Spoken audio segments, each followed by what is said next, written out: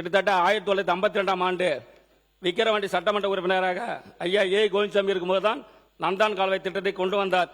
கிட்டத்தட்ட 65-70 ஆண்டுகளாக இந்த நந்தான் கால்வாய் திட்டத்தை அனைத்து அரசியல் தலைவர்கள் பேசிக் கொண்டிருக்கிறார். இன்னி வரைக்கும் அதை நிறைவேற்றவில்லை. ஆகவே திருவண்ணாமலை மாவட்டத்தில் 14 ஏரிகளும், விழுப்புரம் மாவட்டத்தில் 22 ஏரிகளும் ஏரி பாசனத்துக்கு பயன்படுத்தப்படுகிறார்.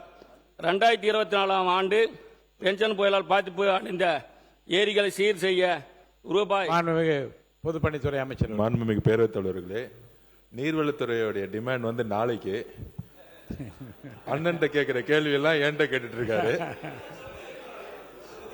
நிறைய பேர் நீட் பேசுறாங்க.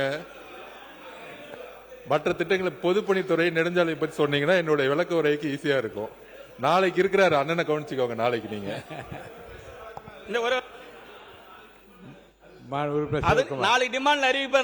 ஏன்னா கிட்டத்தட்ட 55-60 வருஷமா நந்தான் கால்வாய் திட்டத்தை பேச தலைவர்களே இல்ல. எங்க மருத்துவர் அண்ணன் அன்புமணிக்கு 3 வயசு இருக்கும்போது இங்க இருக்கிற அமைச்சர் சொன்னாரு, இப்ப 3 வயசு, ஆனா அவருக்கு 57 வயசு ஆகுது. இன்னி வரைக்கும் திட்டத்தை நிறைவேற்றவில்லை. ஆகவே மாண்புமிகு எங்க மாவட்ட அமைச்சர் பொறுப்பு அமைச்சர்ன்றனால வெறும் 75 கோடி தான். அதை உடனடியாக பழுது நீக்கி பாசன வசதி ஏற்படுத்துமாறு அன்போடு கேட்டுக்கொள்கிறேன்.